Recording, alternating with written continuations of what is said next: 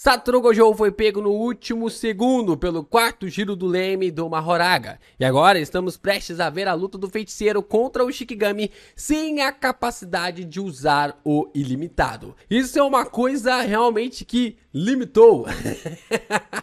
Isso é uma coisa que limitou o Satoru Gojo em sua luta contra o Mahoraga, já que o Sukuna conseguiu ali aos 45, na verdade não dá nem pra chamar, né? Aos 52 minutos do segundo tempo, ele conseguiu fazer com que o leme se adaptasse aos poderes do ilimitado, fazendo o Mahoraga assumindo ali o combate, né? Meio que como se fosse uma troca ali de Street Fighter ou The King of Fighter ali também, a forma de como o Mahoraga assume o ponto do combate para lutar contra Satoru Gojo. A questão é que os Seis Olhos parece também carregar um segredo bem interessante que ainda não foi revelado e que pode ser um sinal de que a técnica máxima do professor está nessa individualidade, mas que provavelmente tem um preço alto demais a se pagar.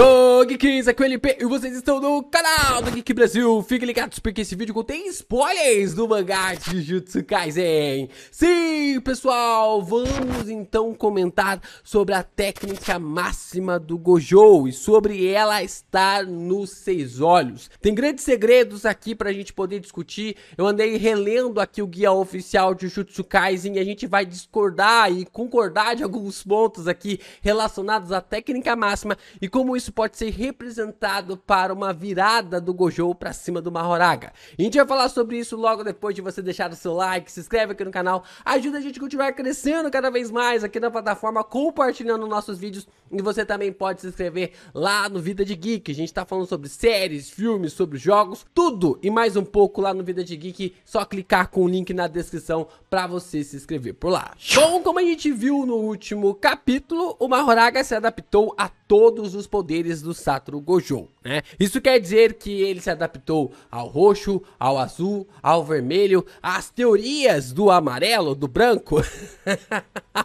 de todo o arco-íris que Satoru Gojo poderia fazer, se adaptou ao infinito, ao teleporte, ao vazio ilimitado. Tudo isso foi adaptado pelo Shikigami, né? O Mahoraga conseguiu realmente se adaptar, Sukuna conseguiu ficar vivo ali durante todo esse tempo até receber o Black Flash, mas mesmo assim o leme conseguiu fazer os 4 giros e assim se adaptar ao total poder de Satoru Gojo, o que deixou ele realmente agora em maus lençóis, né? Já que tudo aquilo que ele apresentou para nós, né? Tudo aquilo que o Gojo apresentou para nós ao longo do mangá está ligado diretamente ao ilimitado, e a forma realmente como é certo que Satoru Gojo não pode fazer mais nada em questão de usar as suas técnicas, né? A forma como ele pode utilizar o seu poder para derrotar o Mahoraga não está mais ali em questão, né? Já não seja ali uma forma de que ele consiga utilizar um fator externo para conseguir vencer essa batalha. Eu não acredito que alguém vá intervir na luta, né? Porque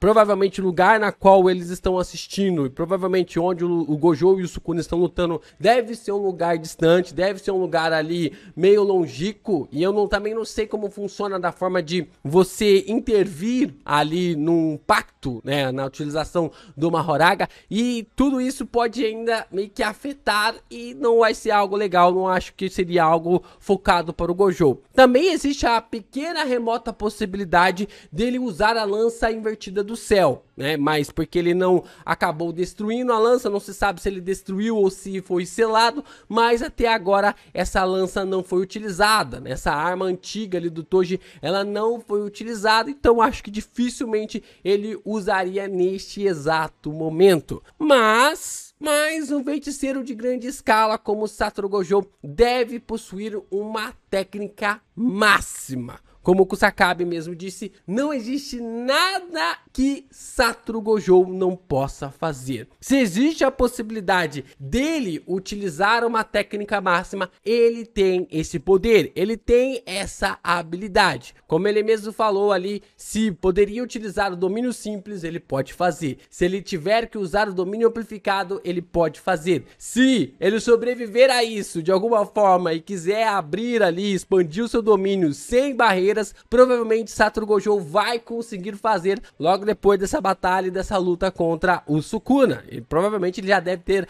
aprendido da mesma forma como o Sukuna aprendeu as coisas ao longo das eras. Então, a gente percebe que os dois personagens estão em pé de igualdade. E é claro, se eu tô falando que o Gojo tem a técnica máxima, o Sukuna também deve ter. A questão é por que essas técnicas não foram utilizadas. E a pergunta que fica é por que essa técnica mesmo do Gojo ainda não foi mostrada. E para a gente entender um pouco melhor sobre essas questões, a gente precisa voltar sobre a definição do que é uma técnica máxima. Lá no guia oficial, a gente consegue ver a descrição da seguinte forma: cada feiticeiro geralmente possui um único tipo de feitiço inato. Porém, ao expandir o seu modo de abordagem, eles podem adquirir mais técnicas originais. No caso de feitiços de herança, o indivíduo pode herdar diversas habilidades que foram criadas e aprimoradas pelas gerações passadas. Com exceção da expansão de domínio, cada feitiço tem uma técnica secreta chamada de técnica máxima. Já as habilidades que não fazem parte dessa categoria, mas foram elevadas ao máximo de sua potência, são chamados de intenso, ou como estão traduzindo por aí, liberação máxima. Então, aqui a gente já pode perceber que o Seis Olhos, ele é uma técnica. Se é falado que cada feiticeiro possui um tipo de feitiço inato, isso quer dizer que talvez, como o Satoru Gojo possui dois tipos de técnicas inatas, já que o Seis Olhos também é classificado, pode ser colocado ali como uma técnica inata, na verdade uma técnica herdada, uma técnica realmente que ele acaba recebendo de outro feiticeiro. Isso quer dizer que o Seis Olhos pode ter uma chance de possuir uma técnica máxima. Isso ficou claro para mim nessa explicação, da forma como o guia oficial nos trouxe. E fica ainda mais condizente com a forma como os feitiços podem ser herdados carregando herança ali de outros feiticeiros. A gente sabe já que existiram milhares de usuários de Seis Olhos ao longo dos anos, ao longo das eras. O próprio Kenjaku mesmo fala que ele andou perseguindo vários e vários por causa ali de que eles sempre eram a pedra de tropeço na forma como eles evitavam os seus planos. Então é meio claro para mim que elas evoluíram para conseguir fazer com que essa técnica dos Seis Olhos pudesse atingir, pudesse realmente marcar uma habilidade de uma técnica máxima, para conseguir utilizar esse poder ao máximo. A questão para mim agora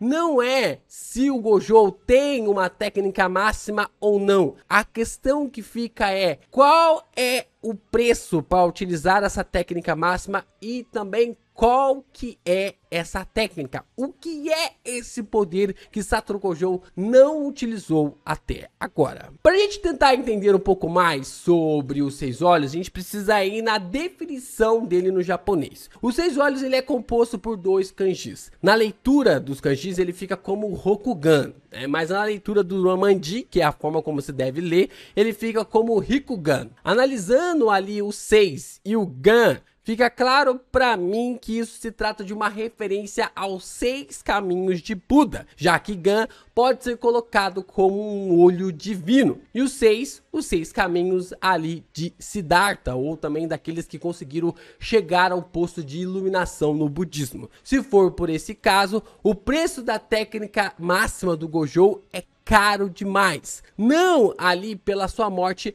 mas sim um preço alto demais a se pagar. A gente sabe que os 6 caminhos ali do budismo têm preços extremamente altos que você pode pagar para usufruir cada um desses detalhes. Isso é extremamente importante para tentar ver que nenhum dos 6 caminhos pode ser extremamente ali de uma forma que vá fazer você ficar 100% feliz, mas tem caminhos ali que vai te fazer passar por uma angústia astronômica. Isso é exatamente a forma como nós observamos que alguns feiticeiros podem ter as suas técnicas de um jeito e de uma prática a ser algo angustiante. Analisando então as falas ali do Hajime sobre sua técnica inata, ele fala que ele só pode utilizar ela apenas uma vez. Esse é o preço para pagar a técnica, para pagar ali o poder de um nível tão apelão. Uma forma realmente como ele pode pagar um preço tão alto para atingir um nível tão absurdo como uma técnica dessa, de você só poder utilizar este poder apenas uma vez. A questão é que se os 6 olhos for igual à técnica ali do Hajime e o preço para ser utilizado for apenas uma vez, isso quer dizer que o Gojo pode ficar cego após utilizar essa técnica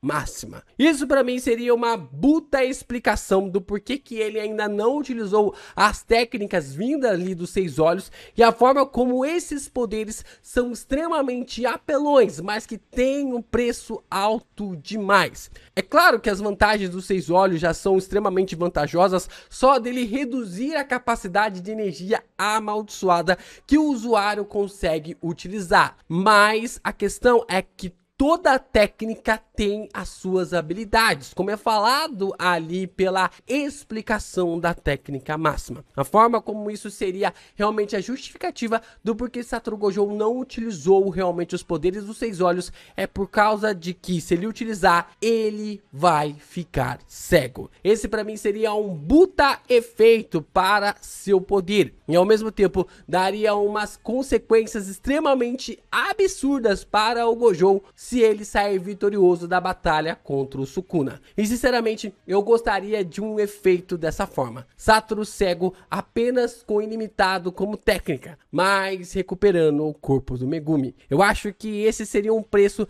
na qual o Gojo estaria disposto a pagar para recuperar o corpo do seu afilhado. No final do mangá, nós ainda veríamos o Megumi indo buscar na escola um garoto com 6 olhos despertado. Dessa forma, marcando que Satoru Gojo ainda estaria vivo e um novo garoto herdaria seu poder.